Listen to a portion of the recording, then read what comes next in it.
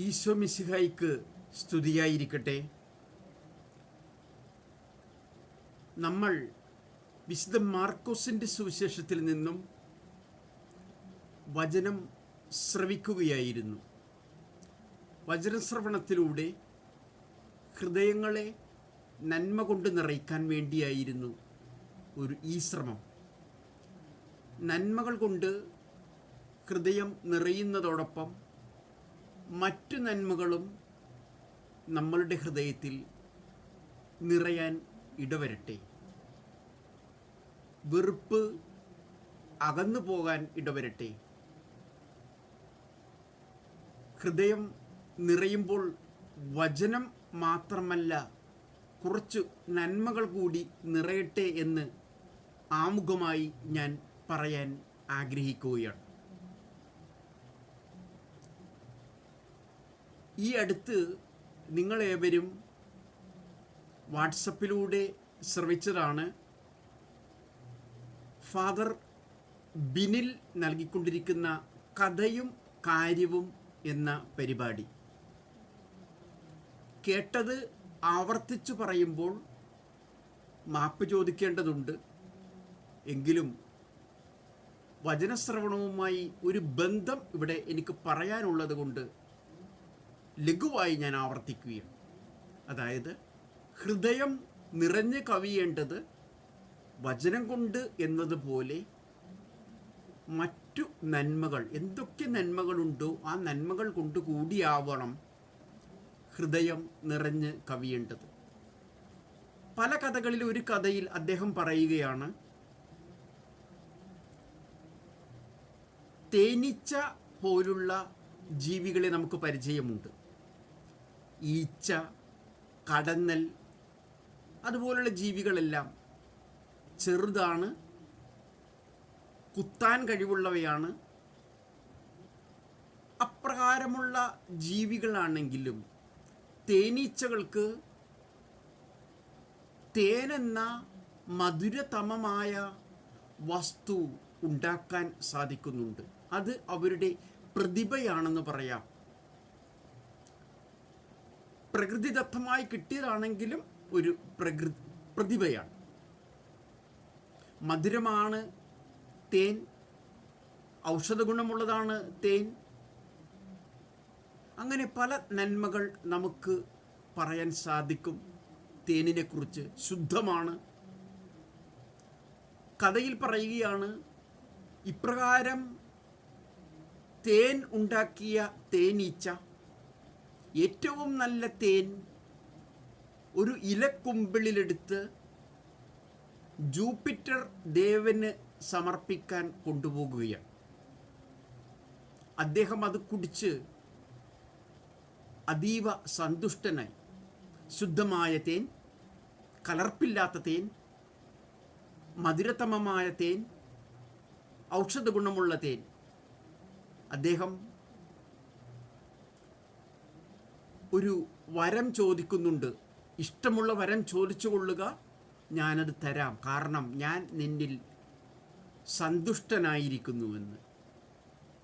നാം ആ കഥയിൽ കേട്ടു തേനീച്ച പറഞ്ഞത്, അല്ലെങ്കിൽ കടന്നലിന് സമാനമായ ജീവി പറഞ്ഞത്, ഞാൻ കുത്തിയാൽ അപ്പോൾ തന്നെ മരിക്കണം. ജൂപ്പിറ്റർ ദേവൻ ഓർത്തു, തേൻ പോലെ മധുരതമമായ വസ്തുക്കൾ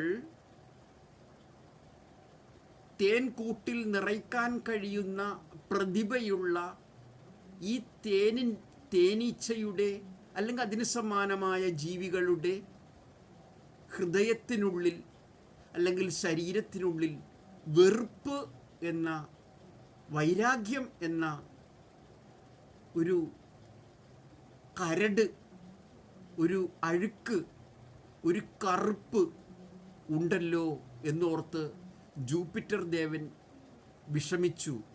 ജൂപ്പിറ്റർ ദേവൻ പറഞ്ഞു, എത്രയോ വേദനാജനകം നിന്റെ ഈ വരം ചോദിക്കൽ. വെറുപ്പല്ലേ അതിനുള്ളിൽ അടങ്ങിയിരിക്കുന്നത്. അപ്പോൾ തേനീച്ച പറയുകയാണ്, അല്ലെങ്കിൽ കടന്നൽ പറയുകയാണ്, എനിക്ക് ഈ വരം തന്നെ വേണം, മറ്റൊരു വരവും വേണ്ട, ഞാൻ കുത്തിയാൽ അപ്പോൾ മരിക്കണം. തീർത്തും നമുക്കും തോന്നും എത്ര പ്രതികാര ബുദ്ധിയാണെന്ന്. ജൂപ്പിറ്റർ ദേവൻ ഓർത്തു, ഈ പ്രതികാര ബുദ്ധിയുമായി നടക്കുന്ന ഈ തേനീച്ചയ്ക്ക് ഹൃദയത്തിൽ തേനിനേക്കാളുപരി വെറുപ്പാണല്ലോ, ഒരു പാഠം പഠിപ്പിക്കണം എന്ന് മനസ്സിൽ ഓർത്തു. അദ്ദേഹം ഒന്നേ ഓർത്തുള്ളൂ, ഈ ജീവി പറഞ്ഞത് ഞാൻ കുത്തുമ്പോൾ മരിക്കണം, ചാകണം എന്ന് മാത്രമേ ഉള്ളൂ. ആര് മരിക്കണമെന്നില്ല, ആര് ചാകണമെന്നില്ല.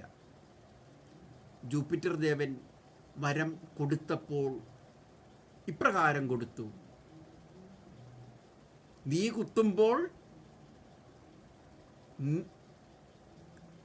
നീ തന്നെ മരിക്കട്ടെ. ആര് മരിക്കണമെന്ന് പറഞ്ഞിട്ടില്ല.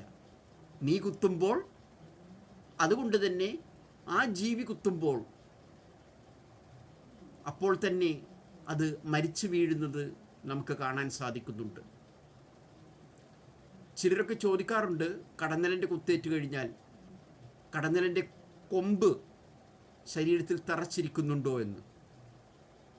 അവസാനത്തെ കുത്തുകുത്തി മരണത്തെ പുൽകുന്ന ഈ ജീവിയെക്കുറിച്ച് ഓർക്കുമ്പോൾ മറ്റൊരു ജീവിയെക്കുറിച്ച് ഞാൻ ഓർക്കുന്നുണ്ട്.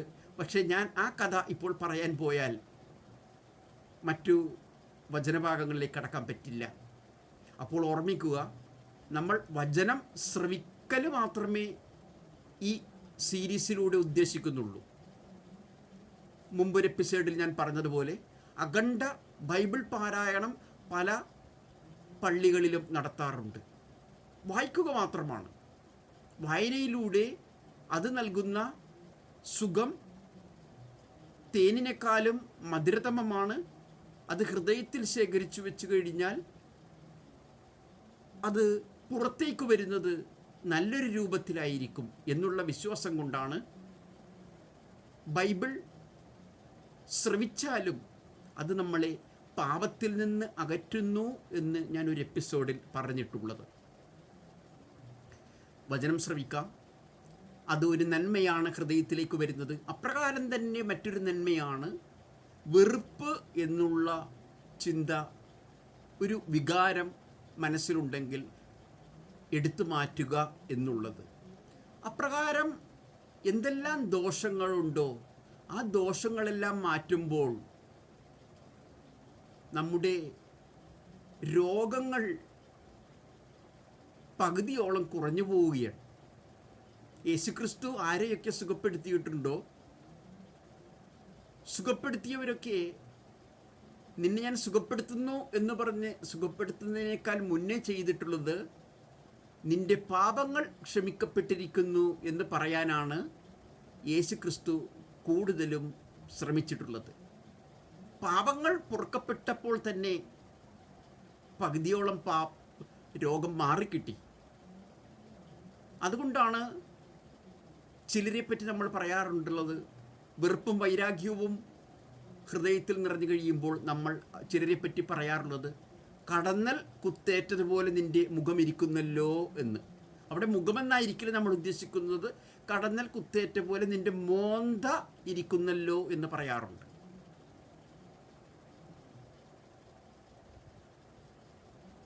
സൗന്ദര്യത്താൽ ജനിക്കപ്പെട്ട പലരും, വെളുത്ത നിറത്തോടു കൂടിയും സൗന്ദര്യത്തോടു കൂടിയും ജനിക്കപ്പെട്ട പലരും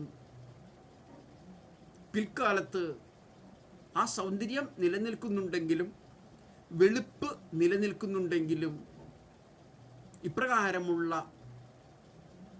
രോഗങ്ങളെ ആവാഹിച്ചതുകൊണ്ട്, പാപമെന്ന രോഗങ്ങളെ ആവാഹിച്ചതുകൊണ്ട്, വെറുപ്പ് എന്നുള്ള രോഗങ്ങളെ ആവാഹിച്ചതുകൊണ്ട്, വൈരാഗ്യം, പ്രതികാരം എന്നുള്ള രോഗങ്ങളെ ആവാഹിച്ചതുകൊണ്ട് അവരുടെ സൗന്ദര്യം വളരെയധികം കുറഞ്ഞു പോയിട്ടുണ്ട് എന്ന് നമുക്ക് മനസ്സിലാക്കാൻ സാധിക്കും. അതുപോലെ തന്നെ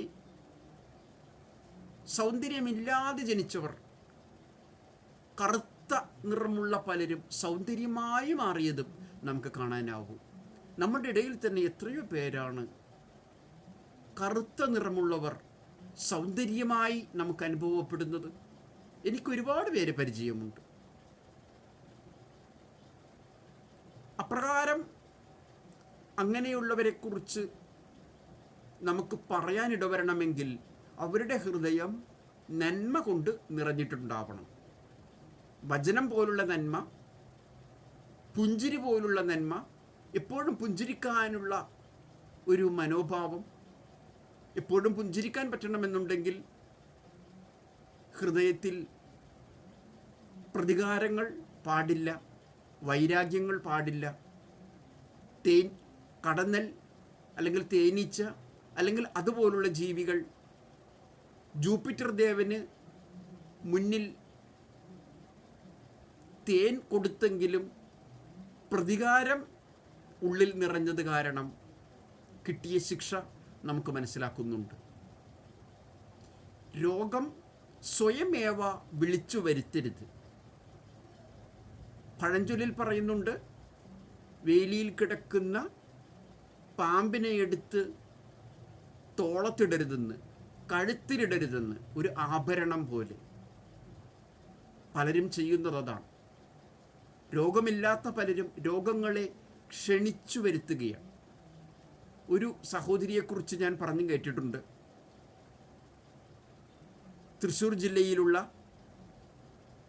ഒരു സഹോദരിയെക്കുറിച്ച് ഞാൻ പറഞ്ഞു കേട്ടിട്ടുണ്ട്. അമ്മയാണ്. തൊട്ടടുത്ത വീട്ടിലുള്ള വ്യക്തിയുമായിട്ട് ആ അമ്മയുടെ മകൻ വിവാഹത്തിൽ ഏർപ്പെട്ടു, വിവാഹം കഴിച്ചു. പക്ഷെ തൊട്ടടുത്തുള്ള വീട്ടിലുള്ളവർ വളരെ ദരിദ്രരായിരുന്നു. ആ വെറുപ്പ് എന്നും ഈ അമ്മയ്ക്ക് അവരുടെ കുടുംബത്തോടുണ്ടായിരുന്നു. സമയാസമയങ്ങളിൽ ഈ വെറുപ്പ് ഉപയോഗിച്ചു പോന്നു. ഒരു നിശ്ചിത വർഷങ്ങളോളം ദാമ്പത്യബന്ധം സ്നേഹത്തിൽ പോയി. അവരുടെ ദാമ്പത്യബന്ധം ഇന്നും സ്നേഹത്തിൽ പോകുന്നെങ്കിലും ഈ അമ്മയ്ക്ക് ആ കുടുംബത്തോടുള്ള അവജ്ഞ, പുച്ഛം ഹൃദയത്തിൽ നിറഞ്ഞത് പിടിച്ചു നിർത്താൻ പറ്റാതെ ചില വർഷങ്ങൾ കഴിഞ്ഞപ്പോൾ പുറത്തെടുക്കേണ്ടി വന്നു. പുറത്തെടുത്തു. 2 കുടുംബങ്ങൾ, സ്നേഹത്തിൽ ജീവിച്ചിരുന്ന 2 അയൽ കുടുംബങ്ങളും തമ്മിൽ വഴക്കിടേണ്ടി വന്നു. ഞാൻ ആ സഹോദരിയെ ഒരിക്കൽ ഞാൻ തൃശ്ശൂർ പോയപ്പോൾ കണ്ടിട്ടുണ്ട്. കാണാൻ കൊള്ളാവുന്ന നല്ലൊരു അമ്മ എന്ന് പറയാം. ചിലരെ കണ്ടു കഴിഞ്ഞാൽ നമുക്ക് അപ്രകാരം പറയാൻ പറ്റും. ഒരു അമ്മയുടെ ലുക്ക്. ഒരുപക്ഷെ മുഖത്ത് ചുളിവുകൾ വീണിട്ടുണ്ടാവാം, എങ്കിലും നല്ലൊരു അമ്മയുടെ ദർശനം നമുക്ക് കിട്ടുന്നു. അങ്ങനെ നല്ല ദർശനം ലഭ്യമാകുന്ന ഒരു അമ്മയായിരുന്നു. ഈ വഴക്ക് തുടങ്ങിയതിന് ശേഷം കേവലം ദിവസങ്ങൾക്ക് ശേഷം ഒരിക്കൽ കൂടി എനിക്ക് അവിടെ പോകേണ്ടി വന്നു. ഞാൻ അത്ഭുതപ്പെട്ടു പോയി. നമുക്കൊക്കെ വയസ്സാകുന്നത് ഓരോ വർഷം കൂടുമ്പോഴാണല്ലേ. 50 വയസ്സുള്ള ഒരാൾ ഒരു വർഷം കൂടുമ്പോൾ 51 വയസ്സാകുമ്പോൾ ആ 51 വയസ്സിൻ്റെതായ വ്യത്യാസം അയാളുടെ മുഖത്തുണ്ടാവും. അങ്ങനെ ഓരോരുത്തർക്കും. അതുപോലെ 20 വയസ്സുള്ള ഒരാൾ അടുത്ത വർഷം 21-ലേക്കാവുമ്പോൾ നമുക്ക് പറയാൻ പറ്റും, ഇയാളെ കണ്ടിട്ട് 21 വയസ്സുള്ള ആൺകുട്ടിയാണെന്ന് തോന്നുന്നു, പെൺകുട്ടിയാണെന്ന് തോന്നുന്നു എന്ന് നമുക്ക് പറയാൻ പറ്റും. ഏത് പ്രായക്കാരെക്കുറിച്ചും നമുക്ക് ഇപ്രകാരം പറയാൻ പറ്റും. വലിയ അജഗജാന്തര വ്യത്യാസങ്ങളില്ലാതെ പറയാൻ പറ്റും. പ്രത്യേകിച്ച് സ്ത്രീകൾക്ക് അത് പറയാനുള്ള കഴിവ് കൂടുതലാണ്. ഈ വ്യക്തിക്ക് പ്രായം ഇന്നതാണെന്ന് പറയാൻ കഴിവുണ്ട്. അവർ പറയുന്ന പ്രായത്തിൽ നിന്ന് 1 വയസ്സിൻ്റെ കൂടുതലോ അല്ലെങ്കിൽ 2 വയസ്സിൻ്റെ കുറവോ വരുന്നതൊഴിച്ച് വലിയ വ്യത്യാസമില്ലാതെ അവർ ഏത് പ്രായക്കാരെയും പറയാറുണ്ട്. അവർക്കറിയാം ഓരോ വർഷം കൂടുമ്പോഴാണ് പ്രായത്തിന് വ്യത്യാസം വരുന്നത്. 25 വയസ്സുള്ള ഒരാൾക്ക് 26 വയസ്സാകുമ്പോൾ സംഭവിക്കുന്ന ഭാവവ്യത്യാസങ്ങളൊക്കെ അവർക്കറിയാം. പക്ഷെ ഞാൻ ഈ സ്ത്രീയെ കുറച്ച് ദിവസങ്ങൾക്ക് മുമ്പ് കണ്ടതിന് ശേഷം, ഈ വഴക്ക് തുടങ്ങിയതിന് ശേഷം ഞാൻ കണ്ടപ്പോൾ ഞാൻ മുമ്പ് പറഞ്ഞതുപോലെ നമുക്കവർക്കും വർഷത്തിലൊരിക്കലാണ് വയസ്സ് 1 എന്ന നിലയിൽ കൂടുന്നതെങ്കിൽ ഈ സ്ത്രീക്ക് ഓരോ മാസവും വയസ്സ് 1 എന്ന നിലയിൽ കൂടാൻ തുടങ്ങി. 60 വയസ്സാണെങ്കിൽ ഒരു മാസം കഴിയുമ്പോൾ 61 വയസ്സ് എന്ന നിലയിലേക്ക് ചുളിവുകൾ വീഴാൻ തുടങ്ങി, കറുപ്പ് നിറം വരാൻ തുടങ്ങി. കറുപ്പ് നിറം വന്നതല്ല, മുമ്പ് പറഞ്ഞതുപോലെ കടന്നൽ കുത്തേറ്റതുപോലെ. പിന്നീട് ഞാൻ എൻ്റെ അവിടെയുള്ള സുഹൃത്തുമായി സംസാരിക്കുമ്പോൾ ആ സുഹൃത്ത് പറഞ്ഞറിഞ്ഞു, വയസ്സ് വർദ്ധിച്ചു കൊണ്ടിരിക്കുന്നത് ഇപ്പോൾ മാസം കൂടുമ്പോഴല്ല, ഓരോ ആഴ്ചയിലും വർദ്ധിക്കുന്നു. വൈരാഗ്യം കൂടിയതിൻ്റെ അടിസ്ഥാനത്തിൽ ഓരോ ആഴ്ചയിലും ഓരോ വർഷം സംഭവിക്കുന്ന വയസ്സ് കൂടുന്നു എന്നാണ് പറഞ്ഞത്. അതിനിടയിൽ ഒരു രോഗവും വന്നുപെട്ടു. രോഗം വന്നുപെട്ടതോടുകൂടി രോഗത്തിൻ്റെ ദുഃഖങ്ങളും വെറുപ്പിൻ്റെ പ്രയാസങ്ങളും എല്ലാം ഒത്തിടങ്ങി. ഒരുപക്ഷെ ആ രോഗം വരാൻ തന്നെ കാരണം ഇപ്രകാരമുള്ള അഴുക്കുകൾ വന്ന് ഹൃദയത്തിൽ നിറഞ്ഞത് കൊണ്ടായിരിക്കാം. കൊളസ്ട്രോൾ വരുന്നത് എങ്ങനെയാണ്? ഭക്ഷണം,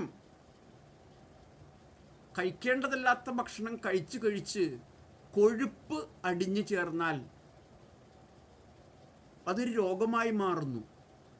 ഷുഗർ എന്ന രോഗം ദരിദ്രർക്ക് കാണാൻ ബുദ്ധിമുട്ടാണ്, പിച്ചക്കാർക്ക് കാണാൻ ബുദ്ധിമുട്ടാണ്.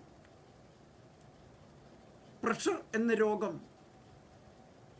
ഒരു നേരത്തെ ഭക്ഷണത്തിന് വകയില്ലാതെ ജീവിക്കുന്നവർക്ക് കാണാൻ ബുദ്ധിമുട്ടാണ്. മറ്റൊരു വിധത്തിൽ പറഞ്ഞാൽ പല രോഗങ്ങളും ധനാഢ്യരുടെ രോഗമാണെന്ന് പറയാം. പ്രഷറാകട്ടെ, ഷുഗറാകട്ടെ, കൊളസ്ട്രോൾ ആവട്ടെ, അതെവിടെയെങ്കിലും അടിഞ്ഞുകൂടും. കൊഴുപ്പെന്ന നിലയിലോ മറ്റേതെങ്കിലും രൂപത്തിലോ അടിഞ്ഞുകൂടും, അഴുക്കായി അടിഞ്ഞുകൂടും. അങ്ങനെ ഈ സ്ത്രീക്ക് രോഗവും കൂടി വന്നു. വരാനുണ്ടായ കാരണങ്ങളിൽ ഒരു കാരണം ഇത് തന്നെ ആയിരിക്കണം എന്ന് ഞാൻ വിശ്വസിക്കുകയാണ്. 100%, അതിൽ നിന്ന് ഒരു പകുതിയെങ്കിലും നമുക്ക് പറയാതെ പറ്റില്ല.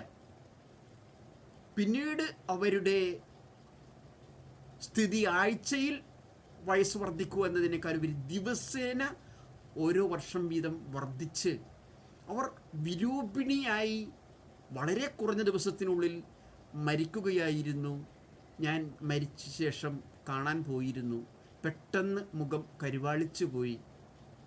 കേവലം മണിക്കൂറുകൾക്കുള്ളിൽ മുഖം കരുവാളിച്ചു പോയി. ആ കാഴ്ച കാണാൻ ബുദ്ധിമുട്ടായിരുന്നു. പെട്ടെന്ന് സംഭവിക്കുന്നതാണ്. രോഗത്തെ വിളിച്ചു വരുത്തുകയാണ്. വേലിയിൽ കിടന്ന പാമ്പിനെ എടുത്ത് തോളത്തിട്ടുന്നു, അതോ കഴുത്തിലിട്ടുന്നു, മാലയായി അണിഞ്ഞെന്നു. അണിഞ്ഞു കഴിഞ്ഞപ്പോഴാണ് അറിഞ്ഞത് ഇത് പാമ്പാണെന്ന്. പാമ്പിനെ സൂക്ഷിക്കുക. വേലിയിലുള്ളതെല്ലാം മുല്ലപ്പൂവല്ല എന്നുകൂടി തിരിച്ചറിയുക. മുല്ലപ്പൂവിനെ സ്വീകരിക്കുക, മുല്ലപ്പൂവായി മാറുക, മുല്ലപ്പൂവിൻ്റെ സുഗന്ധം പരത്തുക, മുല്ലപ്പൂവിൻ്റെ മുഖമുണ്ടാവുക. മുല്ലപ്പൂവിനെ എപ്പോഴും പറയുന്നത് പല്ല് മുല്ലപ്പൂവിനെ പോലിരിക്കുന്നു എന്നാണ്. പല്ലല്ല, ശരീരം മുഴുവൻ മുല്ലപ്പൂവിൻ്റെ സുഗന്ധമായി മാറട്ടെ, മുല്ലപ്പൂവിൻ്റെ മനോഹാരിതയായി മാറട്ടെ. അപ്രകാരം മാറണമെങ്കിൽ വചനം ഹൃദയത്തിൽ നിറയുന്നത് പോലെ വൈരാഗ്യം പോലുള്ള തിന്മകൾ ദൂരെ എറിഞ്ഞുകൊണ്ട് ഹൃദയത്തിൽ നന്മ നിറയ്ക്കാം. നാം ഒരാളോട് വൈരാഗ്യം കാണിച്ചു, ദുർമുഖം കാണിച്ചു കൊണ്ടിരുന്നു എന്ന് പറഞ്ഞ് അയാൾക്ക് എന്തെങ്കിലും ഉണ്ടോ, അല്ലെങ്കിൽ ആ സ്ത്രീക്ക് എന്തെങ്കിലും ഉണ്ടോ? അവർ ജീവിക്കുന്നത് പോലെ ജീവിക്കുന്നു. നമ്മൾ അവരോട് വൈരാഗ്യം കാണിക്കാതിരുന്നാലോ, ദ്വേഷം കാണിക്കാതിരുന്നാലോ, സ്നേഹിച്ചാലോ ഒരു പക്ഷേ അതിൻ്റെ ഗുണം അവരെക്കാളുപരി നമുക്കായിരിക്കും. നമ്മുടെ സൗന്ദര്യം വർദ്ധിക്കുന്നു. സൗന്ദര്യം വർദ്ധിപ്പിക്കാൻ വേണ്ടി അങ്ങനെ ചെയ്യണ്ട.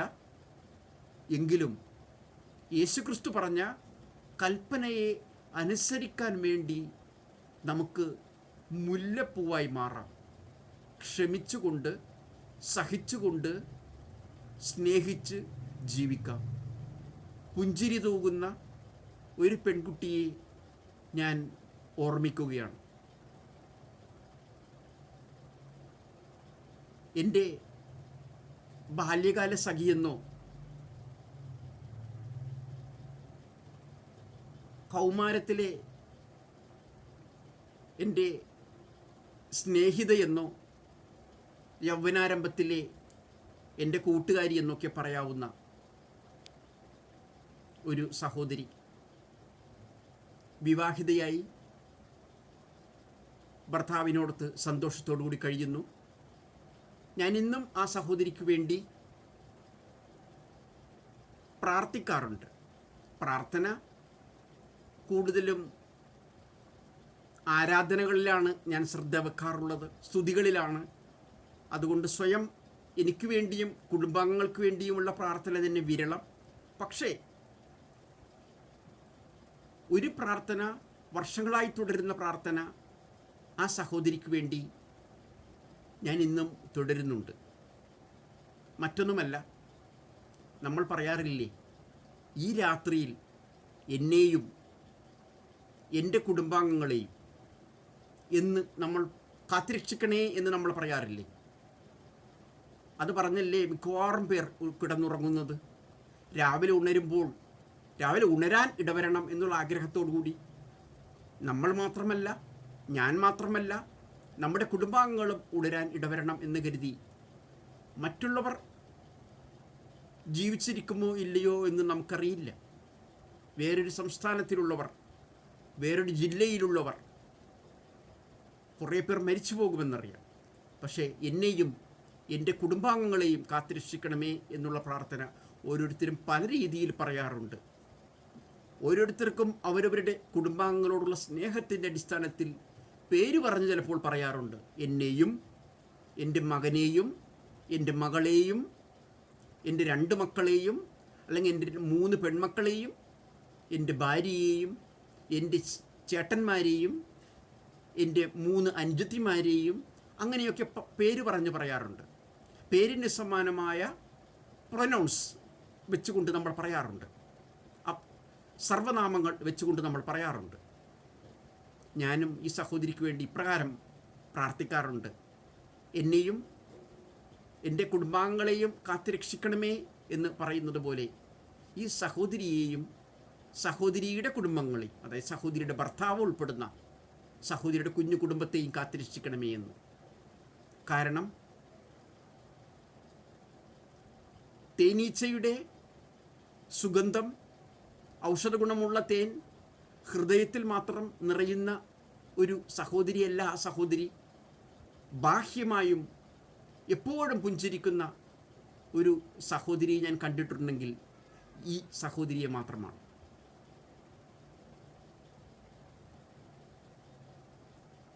ഇന്നോളം ഉള്ള എൻ്റെ ജീവിതത്തിൽ, അല്ലെങ്കിൽ എല്ലാവരുടെയും ജീവിതത്തിൽ, നാം ഏവരെയും പാടിപ്പുകഴ്ത്തി പറയുന്നത്, ബഹുഭൂരിപക്ഷം പേരും പാടിപ്പുകഴ്ത്തി പറയുന്നത് നമ്മുടെ അമ്മമാരെയായിരിക്കും. വളരെ കുറച്ച് പേർ അമ്മമാരെ തള്ളിപ്പറഞ്ഞിട്ടുണ്ട്. അപ്രകാരമായിരിക്കാം അമ്മമാരുടെ ജീവിത രീതി. എങ്ങനെയെങ്കിലും ആവട്ടെ, എങ്കിലും ബഹുഭൂരിപക്ഷം പേരും അമ്മമാരെ സ്നേഹത്തോടെ, ഈ അമ്മ മുഖേനയാണ് ഞാൻ ഇപ്രകാരം ഉന്നതിയിലെത്തിയത് എന്ന് പറയാറുണ്ട്. എനിക്കും പറയാനുള്ളത് വിശുദ്ധമായി ജീവിച്ച് കാണിച്ച എൻ്റെ അമ്മയെക്കുറിച്ച് തന്നെയാണ്. 93 വയസ്സുവരെ ജീവിച്ച എൻ്റെ അമ്മച്ചിയുടെ, അമ്മയെ അമ്മച്ചി എന്നാണ് വിളിക്കുന്നത്, അമ്മച്ചിയുടെ ജീവിതം ഒന്ന് ഓർത്ത് കഴിഞ്ഞാൽ, എനിക്ക് ഒരു വചനപ്രഘോഷണം നടത്താൻ ആരെങ്കിലും എന്നോട് പറഞ്ഞാൽ ഒരു പ്രത്യേക പരിശീലനം എനിക്ക് കിട്ടേണ്ട ആവശ്യമില്ല. പ്രസംഗം പറയാൻ ഒരു നോട്ട് തയ്യാറാക്കേണ്ട ആവശ്യമില്ല. ഒരു ബൈബിൾ കുറച്ച് ഭാഗം വായിക്കേണ്ടതില്ല. പിന്നെ എനിക്ക് 93 വയസ്സുവരെ ജീവിച്ച അമ്മച്ചിയുടെ ജീവിതത്തിലെ 93 വർഷത്തെ 93 സംഭവങ്ങൾ അടിസ്ഥാനമാക്കി 93 പ്രസംഗങ്ങൾ പറയാനറിയാം. അത് എൻ്റെ ഗുണമല്ല, എൻ്റെ കഴിവല്ല. ഞാൻ കണ്ട എൻ്റെ അമ്മച്ചിയെക്കുറിച്ച്, അമ്മച്ചി അവിടെ പ്രവർത്തിച്ച് കണ്ടതിനെക്കുറിച്ച് 93 സംഭവങ്ങൾ എനിക്ക് പറയാൻ പറ്റും. കേവലം 5-10 മിനിറ്റോ ഉണ്ടാവുകയുള്ളൂ ആ സംഭവങ്ങളെങ്കിലും എനിക്ക് പറയാൻ സാധിക്കും. അതെൻ്റെ കഴിവല്ല എന്നുള്ളതിൻ്റെ ഏറ്റവും വലിയ ഉദാഹരണം എന്താണ്? ഞാൻ കണ്ട കാര്യം കഥ പോലെ പറയുന്നു. എന്നെ ശ്രമിക്കുന്ന എത്ര പേർക്ക് സ്വന്തം അമ്മയെക്കുറിച്ച് ഇങ്ങനെ പറയാൻ പറ്റും? 93 വർഷം വരെ ജീവിച്ച എൻ്റെ അമ്മയെ അടിസ്ഥാനമാക്കി, അമ്മയുടെ പ്രവൃത്തികൾ അടിസ്ഥാനമാക്കി, അമ്മയുടെ അടുക്കളയിലെ പ്രവൃത്തികൾ അടിസ്ഥാനമാക്കി, അമ്മയുടെ അയൽപക്കത്തെ പ്രവൃത്തികൾ അടിസ്ഥാനമാക്കി, അമ്മയുടെ ഭർത്താവിനോടുള്ള പെരുമാറ്റത്തെ അടിസ്ഥാനമാക്കി ഞാൻ 93 പ്രസംഗം പ്രസംഗിക്കാം എന്ന് എന്നെ ശ്രമിക്കുന്ന നിങ്ങളിൽ എത്ര പേർക്ക് പറയാൻ സാധിക്കും? പറയാൻ സാധിക്കട്ടെ. എന്നെ ശ്രമിക്കുന്ന അമ്മമാർ ഒന്ന് മനസ്സിലാക്കുന്നത് നന്നായിരിക്കും. ഒരു നിമിഷം നിങ്ങളെക്കുറിച്ച് തന്നെ ആലോചിക്കാം. നിങ്ങളുടെ മക്കൾ നിങ്ങൾക്ക് 93 വയസ്സാകുമ്പോൾ, അല്ലെങ്കിൽ ഏത് പ്രായത്തിലാണ് നമ്മൾ ഓരോരുത്തരും മരിക്കുന്നതെന്നറിയില്ല. 93 വയസ്സ് വരെ നിങ്ങൾ ജീവിക്കും എന്ന് കരുതുക. ചിലപ്പോൾ അതും കഴിഞ്ഞ് ജീവിക്കുമെന്ന് കരുതുക. നിങ്ങളതും കഴിഞ്ഞ് ജീവിക്കുന്നവരാകട്ടെ. എന്നാൽ 93 വയസ്സ് എന്നുള്ളൊരു കണക്ക് ഞാൻ എടുത്തുകൊണ്ട് ഞാൻ ചോദിക്കുകയാണ്. നിങ്ങൾ 93 വയസ്സ് വരെ ജീവിക്കുമ്പോൾ നിങ്ങളുടെ മക്കൾക്ക് പറയാൻ സാധിക്കുമോ, എൻ്റെ ജീവിതത്തെ അടിസ്ഥാനമാക്കി എൻ്റെ മകന് അല്ലെങ്കിൽ എൻ്റെ മകൾക്ക് 93 പ്രസംഗം പ്രസംഗിക്കാൻ പറ്റും എന്ന് പറയാൻ സാധിക്കുമോ? പ്രത്യേകിച്ച് ഈ കാലഘട്ടത്തിൽ ജീവിക്കുന്ന സ്ത്രീകൾക്ക് പറയാൻ സാധിക്കുമോ? സാധിക്കട്ടെ. സംവരണത്തിൻ്റെ കാലഘട്ടമാണ്. സ്ത്രീ ശാക്തീകരണത്തിൻ്റെ കാലഘട്ടമാണ്. പുരുഷനെ വരച്ചവരയിൽ നിർത്തുന്ന കാലഘട്ടമാണ്. അതെല്ലാം കണ്ട് മക്കൾ വളരുന്നുണ്ട്. ഞാൻ മേയറാണ്, എൻ്റെ ഭർത്താവ് അടുക്കളയിലാണ് ജോലി ചെയ്യുന്നത് എന്ന് പറയുന്നതിൽ അഭിമാനം കൊള്ളുന്ന സ്ത്രീകളുടെ കാലഘട്ടമാണ്. കഴിവ് വർദ്ധിപ്പിക്കേണ്ടത് സ്വയം പ്രതിഭ വർദ്ധിപ്പിച്ചായിരിക്കണം. സ്വയം പ്രതിഭ വർദ്ധിപ്പിച്ച് കഴിവ് തെളിയിച്ച ആരെയെങ്കിലും നമ്മൾ പിന്നോട്ടടിച്ചിട്ടുണ്ടോ? ഇന്ദിരാഗാന്ധി സ്വയം പ്രതിഭ തെളിയിച്ച മഹത് വ്യക്തിയാണ്. ഏതെങ്കിലും സംവരണത്തിലൂടെയാണോ ഇന്ദിരാഗാന്ധി മഹോന്നത സ്ഥാനങ്ങളിലെത്തിയത്? അല്ല എന്നവർക്കും അറിയാം. അതുപോലുള്ള എത്രയോ സ്ത്രീകൾ എനിക്കും കിട്ടണം പണം, എനിക്കും കിട്ടണം അധികാരം എന്ന് ലഹരിയായി മാറിയ ചില സ്ത്രീകളെ ഇന്ന് നമുക്ക് കാണാൻ കഴിയുന്നുണ്ട്. അക്കാരണത്താൽ അർഹതയില്ലാത്ത സ്ഥാനങ്ങളിൽ എത്തിപ്പെടുകയും, അർഹതയില്ലാത്ത സ്ഥാനം എന്ന് പറഞ്ഞാൽ ഒരു ചെറിയ ഉദാഹരണം പറയാം. ഒരു വാർഡ് എടുക്കുക. കേരളത്തിൽ ഇലക്ഷൻ നടക്കുകയാണല്ലോ. ഒരു വാർഡ്, പഞ്ചായത്ത് വാർഡ്. ആ വാർഡിൽ ഇന്നിപ്പോൾ സ്ത്രീ സംവരണം വന്നതിന് ശേഷം 50% സംവരണം എന്ന് പറയുന്നത് ശരിയല്ല. 51 എന്ന് പറയുന്നതാണ് ശരിയായിട്ടുള്ളത്. സ്ത്രീ സംവരണം 50 മീതെ എന്ന് പറയുന്നതാണ് ശരിയായിട്ടുള്ള വാസ്തവം. ഒരു ഉദാഹരണം പറഞ്ഞാൽ 11 പേരാണ് ഒരു പഞ്ചായത്തിലുള്ളതെന്ന് വിചാരിക്കുക. 10 പേരാണെങ്കിൽ 5 സീറ്റ് സ്ത്രീകൾക്കും ബാക്കി 5 സീറ്റ് ജനറലാണ്. അത് പുരുഷന്മാർക്കല്ല, ജനറലാണ്. അവിടെ തന്നെ 50% മീതെ നമുക്ക് കാണുന്നുണ്ട്. ആ കഥ അവിടെ നിർത്തുക. 10 പേരുള്ള കണക്ക്. 11 പേരാണ് ഒരു പഞ്ചായത്തിലുള്ളതെന്ന് കരുതുക. അവിടെ എങ്ങനെയാണ് വിഭജിക്കേണ്ടത്? 5 എന്ന് പറഞ്ഞ് വിഭജിക്കാൻ പറ്റില്ലല്ലോ. 5 വിഭജിച്ചു, ഒരെണ്ണം ബാക്കി. ആ ബാക്കി സ്ത്രീക്ക് കൊടുക്കണമെന്നാണ് നിയമം, വ്യവസ്ഥ. ഒരു പഞ്ചായത്തിൽ നമ്മൾ വോട്ട് ചെയ്യുമ്പോൾ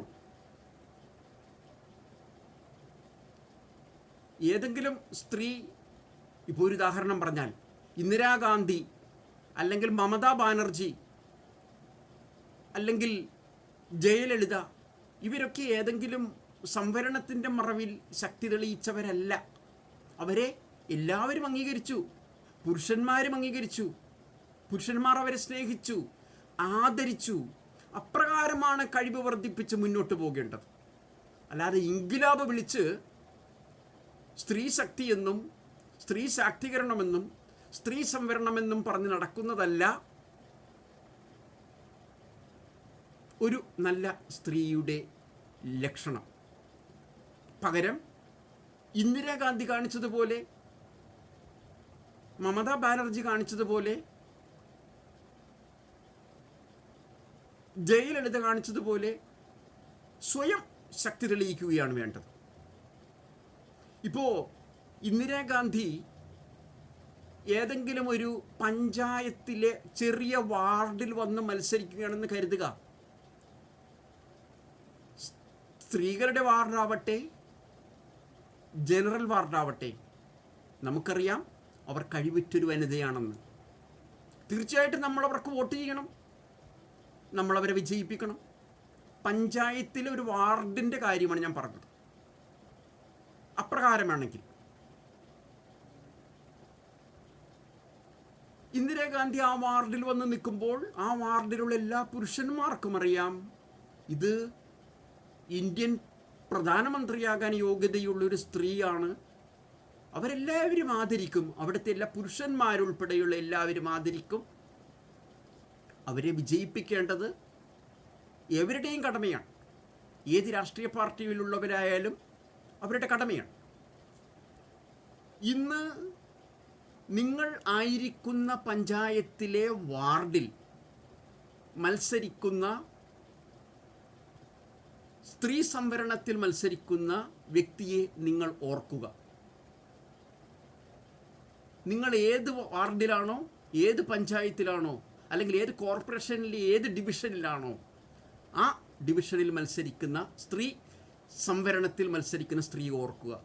അവർ ഇന്ദിരാഗാന്ധിയെപ്പോലെ മമതാ ബാനർജിയെപ്പോലെ കഴിവുറ്റൊരു വനിതയാണെങ്കിൽ അവർ സ്ത്രീ സംവരണ വാർഡിൽ നിന്നാലും ജനറൽ വാർഡിൽ നിന്നാലും അവരെ ജയിപ്പിക്കണം. അങ്ങനെയാണോ എല്ലായിടത്തും?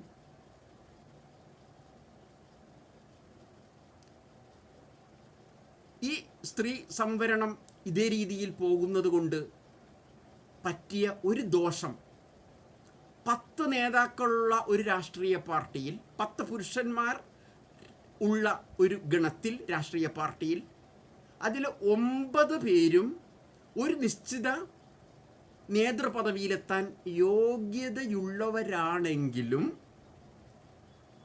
സ്ത്രീ സംവരണം എന്ന ആനുകൂല്യം വരുന്നതിനാൽ 10 പേരിൽ 9 പേർ യോഗ്യരാണെങ്കിലും ഒരാൾക്ക് പോലും ആ പദവി കിട്ടണമെന്നില്ല. നേരെ മറിച്ച് കേരളത്തിലെ ആവട്ടെ, ഇന്ത്യയിലെ ആവട്ടെ, മറ്റ് സംസ്ഥാനങ്ങളിലെ ആവട്ടെ, രാഷ്ട്രീയ പാർട്ടികളിൽ 10 സ്ത്രീകൾക്കിടയിൽ യഥാർത്ഥ യോഗ്യതയുള്ള 9, യഥാർത്ഥ യോഗ്യതയുള്ളത് ഒരാൾ മാത്രമാണെങ്കിൽ പോലും സ്ത്രീ സംവരണത്തിൻ്റെ മറവിൽ അവർക്ക് ആ പദവിയിലെത്താൻ പറ്റും. ഇതിനെയാണോ നീതി എന്ന് പറയുന്നത്? ഇന്ത്യ നീതിയിലും ന്യായത്തിലും സാഹോദര്യത്തിലും എല്ലാം അധിഷ്ഠിതമാണ്. ജനാധിപത്യവും സാഹോദര്യവും സൗഹാർദ്ദവും എല്ലാം ഒത്തിണങ്ങി വരണം. നീതി ഒത്തിണങ്ങി വരണ്ടയോ? ഇവിടെ സംഭവിച്ചിരിക്കുന്നത് സ്ത്രീ സംവരണത്തിൻ്റെ മറവിൽ സംഭവിച്ചിരിക്കുന്നത് നീതി നിഷേധിക്കപ്പെട്ടിരിക്കുന്നു എന്നുള്ളതാണ്. ഏത് വാർഡ് നിങ്ങൾ എടുത്തു നോക്കിക്കോളൂ, ഏത് വാർഡെന്ന് ഞാൻ പറയില്ല, ഇന്ദിരാഗാന്ധിയെ പോലുള്ളവർ മത്സരിക്കുന്ന വാർഡിനെ ഞാൻ ഒഴിവാക്കിക്കൊണ്ടാണ് പറയുന്നത്.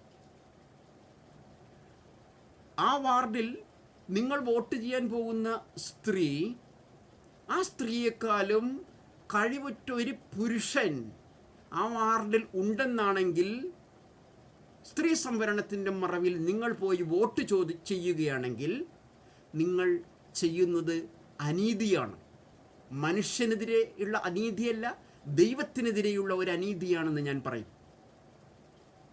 കാരണം അംഗീകാരം കിട്ടേണ്ട പലർ അംഗീകാരം കിട്ടാതെ അടുക്കളയിൽ ഇരിക്കുമ്പോൾ, അല്ലെങ്കിൽ അടുക്കളയിൽ കയറ്റി ഇരുത്തുമ്പോൾ, അടുക്കളയിൽ നിന്ന് അരങ്ങത്തേക്കെന്നുള്ള പേരോടുകൂടി, മുഖമുദ്രയോടുകൂടി വരുന്നത് ആശാസ്യമല്ല.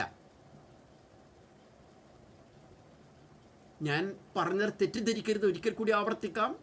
ഇന്ത്യയിൽ ഇന്ദിരാഗാന്ധിയെ പോലുള്ള, മമതാ ബാനർജിയെ പോലുള്ള, ജയലളിതയെ പോലുള്ള ഒരുപാട് സ്ത്രീകളുണ്ട്. അവർ മത്സരിക്കുകയാണെങ്കിൽ അവർക്ക് കൊടുത്തിരിക്കണം. ഞാൻ അതിനെക്കുറിച്ച് എനിക്ക് യാതൊരു തർക്കവുമില്ല. അവരെ സ്നേഹിക്കുന്ന, ആദരിക്കുന്ന ഒരു പുരുഷ സമൂഹമുണ്ട്. അന്നുണ്ടായിരുന്നു, ഇന്നുണ്ട്, ഇനിയുമുണ്ടാകും. എനിക്ക് പരിചയമുള്ളൊരു വാർഡ് ഞാൻ ഇപ്പോഴും ഓർമ്മിക്കുകയാണ്. വരാപ്പുഴയിലൊരു വാർഡാണ്. അവിടുത്തെ LDFിൻ്റെ സ്ഥാനാർത്ഥിയെയും എനിക്ക് പരിചയമാണ്, UDFിൻ്റെ സ്ഥാനാർത്ഥിയും എനിക്ക് പരിചയമാണ്. രണ്ടുപേരും കറകളഞ്ഞ രാഷ്ട്രീയക്കാർ, വർഷങ്ങളുടെ പാരമ്പര്യമുള്ള രാഷ്ട്രീയക്കാർ. ഒരാൾ ഇടതുപക്ഷ മുന്നണിയിൽ വർഷങ്ങളുടെ, ഏകദേശം എൻ്റെ ചെറുപ്പകാലം മുതൽ ഞാൻ രാഷ്ട്രീയ പാർട്ടിയിൽ ആ വ്യക്തി അരക്കി കലക്കി കുടിച്ച വ്യക്തി എന്ന് പറയാം. രാഷ്ട്രീയം ആ വ്യക്തിയാണ്, ഇടതുമുന്നണിയിലെ വ്യക്തി. UDFിലെ കോൺഗ്രസ്സുകാരനായ വ്യക്തിയും രാഷ്ട്രീയം അരക്കി കലക്കി കുടിച്ച വ്യക്തിയാണ്. അവർ തമ്മിലാണ് വർഷങ്ങളായിട്ടുള്ള മത്സരം ഞാൻ കണ്ടിട്ടുള്ളത്. വരാപ്പുഴയിലെ ഒരു വാർഡിനെ കുറിച്ചാണ് പറയുന്നത്. അതുപോലെ നിരവധി വാർഡുകളുണ്ട്. സ്ത്രീ സംവരണം വന്നതോടുകൂടി അവരുടെ വാർഡ് സ്ത്രീ സംവരണ വാർഡായി മാറി. അവിടെ ആരെ നിർത്തും?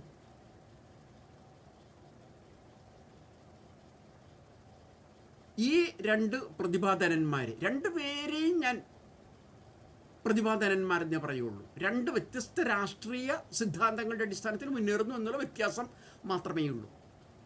സ്ത്രീ സംവരണ വാർഡായി മാറിയതോടുകൂടി നിർത്താൻ പറ്റിയ സ്ത്രീകളെ ആ വാർഡിൽ നിന്ന് കിട്ടാതെ വന്നപ്പോൾ ഇടതുപക്ഷ ജനാധിപത്യ മുന്നണിയുടെ ഈ രാഷ്ട്രീയം അരക്കി കലക്കി കുടിച്ചിട്ടുള്ള വ്യക്തിയുടെ ഭാര്യയെ നിർത്താൻ ആ സമൂഹം തീരുമാനിച്ചു. ഈ ഭാര്യ അശേഷം രാഷ്ട്രീയമായിട്ട് ബന്ധമില്ല. ഭർത്താവ് രാഷ്ട്രീയത്തിലേക്ക് പോകുമ്പോൾ അദ്ദേഹത്തിന് ആവശ്യമായിട്ടുള്ള ഭക്ഷണങ്ങൾ വെച്ച് കൊടുത്തിട്ടുണ്ട്.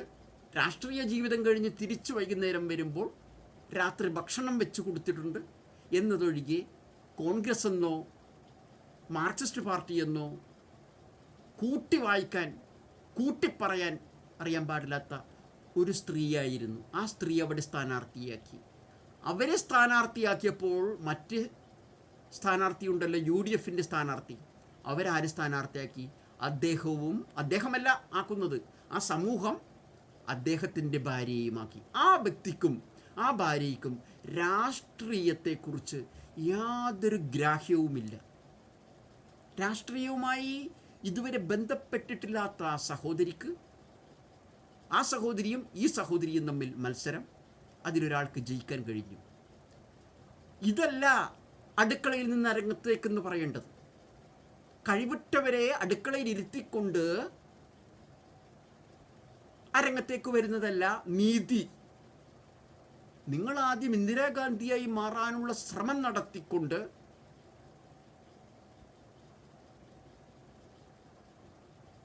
ആ പ്രതിഭ വർദ്ധിപ്പിക്കുക. അതിനുശേഷം നിങ്ങൾ രാഷ്ട്രീയത്തിൽ പ്രവർത്തിക്കുക. അതിൽ യാതൊരു തെറ്റുമില്ല. അനീതി കൊടികുത്തി വാഴുന്നതാണ് പഞ്ചായത്ത്, മുനിസിപ്പൽ കോർപ്പറേഷൻ തിരഞ്ഞെടുപ്പെന്ന് പറഞ്ഞാൽ തെറ്റില്ല. നിങ്ങൾ ഈ പ്രാവശ്യം വോട്ട് ചെയ്യുമ്പോൾ നിങ്ങൾ ശ്രദ്ധിക്കണം, നിങ്ങളുടെ വാർഡിൽ മത്സരിക്കുന്ന സ്ത്രീ ഇന്ദിരാഗാന്ധിയെ പോലെ അല്ലെങ്കിൽ ഒരു പ്രഗത്ഭയായ, ഇപ്പോൾ കേരളത്തിൽ തന്നെ പ്രഗത്ഭയായ ഒരുപാട് സ്ത്രീകളില്ലേ? ഗൗരിയമ്മയെ പോലെ വർഷങ്ങളുടെ പാരമ്പര്യമുള്ള സ്ത്രീകളില്ലേ? ഉണ്ട്. അങ്ങനെയുള്ളൊരു സ്ത്രീയാണെങ്കിൽ തീർച്ചയായിട്ടും പുരുഷന്മാർ മാറി നിന്ന് കൊടുക്കണം. ഗൗരിയമ്മ ഒരു രാഷ്ട്രീയ പാർട്ടിയുടെ അനിഷേധ്യ നേതാവാണ്. അവർക്ക് കീഴിൽ ഒരുപാട് പുരുഷന്മാരുണ്ട്. അവർ ലജ്ജയോടെയല്ല അവരുടെ കീഴിൽ നിൽക്കുന്നത്, സന്തോഷത്തോടു കൂടിയാണ് നിൽക്കുന്നത്. അവരെ സ്നേഹിച്ചുകൊണ്ട്, അവരെ ആദരിച്ചുകൊണ്ട്, അവരുടെ പ്രതിഭ മനസ്സിലാക്കിക്കൊണ്ടാണ് നിൽക്കുന്നത്. അപ്പോൾ ഗൗരിയമ്മയെ പോലുള്ളൊരു സ്ത്രീയാണ് മത്സരിക്കുന്നതെങ്കിൽ തീർച്ചയായിട്ടും അവർക്ക് ആ വാർഡിൽ മറ്റൊരു പുരുഷനുണ്ടാവാൻ വഴിയില്ല, അവരെക്കാളും കഴിവുറ്റ. അപ്പോൾ തീർച്ചയായിട്ടും നമ്മൾ അവർക്ക് വോട്ട് ചെയ്യണം. അതുപോലുള്ള, പക്ഷേ നിങ്ങൾ നിൽക്കുന്ന വാർഡിൽ നിൽക്കുന്ന സ്ത്രീയെക്കാളും കഴിവുള്ള ഒരു പുരുഷൻ അവിടെ ഇല്ല എന്ന് നിങ്ങൾക്ക് ഉറപ്പുണ്ടെങ്കിൽ ആ സ്ത്രീക്ക് നിങ്ങൾ വോട്ട് ചെയ്ത് കൊള്ളുക. ഇടതു മുന്നണിയെന്നോ ഐക്യജനാധിപത്യ മുന്നണിയെന്നോ ഒന്നും ഞാൻ പറയുന്നില്ല, സ്വതന്ത്രനെന്നോ ഒന്നും ഞാൻ പറയുന്നില്ല. പശുവിനെ കൊന്നാൽ തിരിച്ച് മനുഷ്യനെ കൊല്ലുന്നവർക്ക് വോട്ട് ചെയ്യാൻ ഞാൻ പറയുന്നില്ല എന്ന് മാത്രമേ ഉള്ളൂ. പശുവിനെ കൊന്നാൽ തിരിച്ച് മനുഷ്യനെ കൊല്ലണം എന്ന് പഠിപ്പിക്കുന്ന രാഷ്ട്രീയ പാർട്ടിക്ക് വോട്ട് ചെയ്യണമെന്ന് ഞാൻ അഭിപ്രായപ്പെടുന്നില്ല. അതൊഴിച്ച് വേറെ രാഷ്ട്രീയ പാർട്ടിയെക്കുറിച്ചും എനിക്കൊരു അഭിപ്രായവുമില്ല. ഐക്യജനാധിപത്യ മുന്നണിയെന്നോ ഇടതുമുന്നണിയെന്നോ സ്വതന്ത്രനെന്നോ എനിക്ക് തർക്കമില്ല. അപ്പോൾ നിങ്ങൾ ശ്രദ്ധിക്കുക, നിങ്ങൾ വോട്ട് ചെയ്യുമ്പോൾ നിങ്ങൾ ചെയ്യുന്ന വാർഡിൽ നിൽക്കുന്ന സ്ത്രീയെക്കാളും കഴിവുറ്റ ഒരു പുരുഷൻ അവിടെ ഉണ്ടെന്ന നിങ്ങൾ അറിയുന്ന പക്ഷം നിങ്ങൾ വോട്ട് ആ സ്ത്രീക്ക് ചെയ്യുകയാണെങ്കിൽ നിങ്ങൾ ചെയ്യുന്നത് അനീതിയാണ്.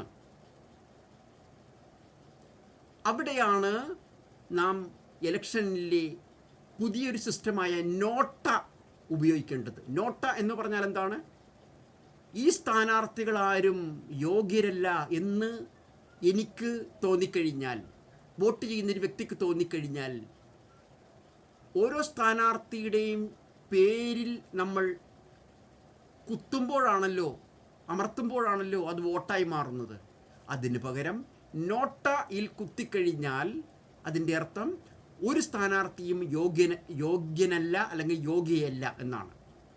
അപ്രകാരമാണെങ്കിൽ നിങ്ങൾ വോട്ട് ചെയ്യേണ്ടത് നോട്ടയിലാണ്. നോട്ടയില്ലാത്ത ബാലറ്റ് പേപ്പറാണ് ഈ പ്രാവശ്യം പുറത്തിറങ്ങുന്നതെങ്കിൽ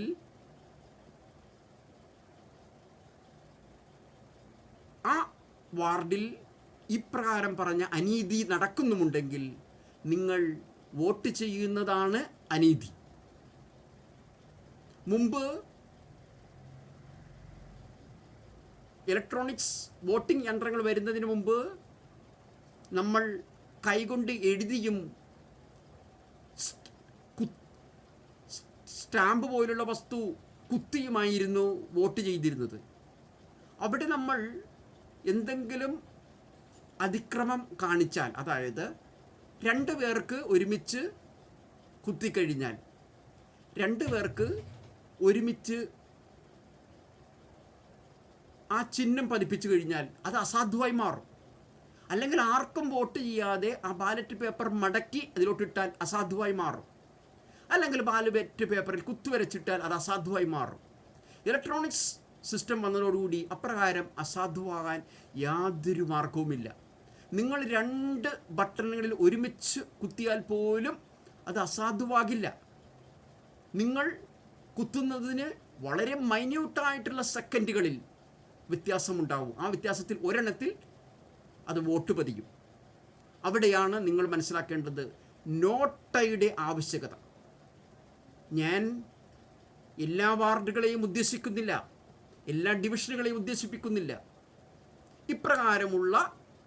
വാർഡുകളിൽ നിങ്ങൾ സ്വയം വിലയിരുത്തണം. നിങ്ങൾ വോട്ട് ചെയ്യാൻ പോകുന്ന ഡിവിഷനിൽ, വാർഡിൽ നിൽക്കുന്ന സ്ത്രീയെക്കാളും കഴിവുറ്റ പുരുഷനുണ്ടെങ്കിൽ, ആ പുരുഷൻ അടുക്കളയിലാണ് ഇരിക്കുന്നതെങ്കിൽ, ആ പുരുഷന് ജോലിയില്ലാതെ തെക്കുവടക്കാണ് നടക്കുന്നതെങ്കിൽ, നിങ്ങൾ വോട്ട് ചെയ്യേണ്ടത് നോട്ടയിലായിരിക്കണം. ഞാൻ എന്ത് പറഞ്ഞപ്പോഴാണ് ഇതിൽ കടന്നു വന്നതെന്ന് ഞാൻ മറന്നുപോയി. ഞാൻ പറഞ്ഞു വന്നത് അമ്മച്ചിയെക്കുറിച്ചാണ്. അമ്മച്ചിയെക്കുറിച്ച് എനിക്ക് 93 പ്രസംഗങ്ങൾ ചെയ്യാൻ പറ്റും. ഓരോ സംഭവങ്ങൾ പറഞ്ഞാൽ മതി അമ്മച്ചിയുടെ ജീവിതത്തിൽ നടന്ന. അതുകൊണ്ട് എനിക്ക് ഒരു ബൈബിൾ വായിക്കണമെന്നില്ല, ഒരു നോട്ട് കുറിപ്പ് തയ്യാറാക്കണമെന്നില്ല. ഒരു കഥ പറയുക അമ്മച്ചിയുടെ ജീവിതത്തിൽ. എനിക്ക് 17 വയസ്സുള്ളപ്പോൾ അമ്മച്ചി എന്ത് ചെയ്തു എനിക്ക് പറയാൻ പറ്റും. 18 വയസ്സപ്പോൾ അമ്മച്ചി എന്ത് ചെയ്തു എനിക്ക് പറയാൻ പറ്റും. കഴിഞ്ഞ വർഷം അമ്മച്ചി മരിക്കുന്നതിന് തലേ വർഷം വരെ അമ്മച്ചി എന്ത് ചെയ്തു എനിക്ക് പറയാൻ പറ്റും. അതാണ് എൻ്റെ പ്രിയപ്പെട്ട അമ്മമാരെ, എന്നെ ശ്രവിക്കുന്ന അമ്മമാരെ, നിങ്ങളെക്കുറിച്ച് നിങ്ങളുടെ മകൻ, നിങ്ങളുടെ മകൾ പറയണം. നിങ്ങളുടെ 93-ാം വയസ്സിൽ എൻ്റെ അമ്മയെ ഞാൻ സ്നേഹിക്കുന്നു, എൻ്റെ അമ്മയുടെ ജീവിതം കണ്ട് ഞാൻ ഇതുപോലെ ആയിരിക്കുന്നു, അമ്മയെക്കുറിച്ച് ഞാൻ 93 പ്രസംഗങ്ങൾ പറയാം എന്ന് പറയണം. ഈ അടുത്ത കാലത്ത് ഒരു മന്ത്രിയെക്കുറിച്ച് മകൻ പറഞ്ഞത് നമുക്ക് കേട്ടിരിക്കുമല്ലോ. പറഞ്ഞത് അമ്മമാരുടെ ദിനത്തിൽ കൂടിയായിരുന്നു, മാതൃദിനത്തിൽ കൂടിയായിരുന്നു. എല്ലാവരും അമ്മമാരെ പുകഴ്ത്തി പറയുന്ന ഒരു ദിവസമുണ്ടായി.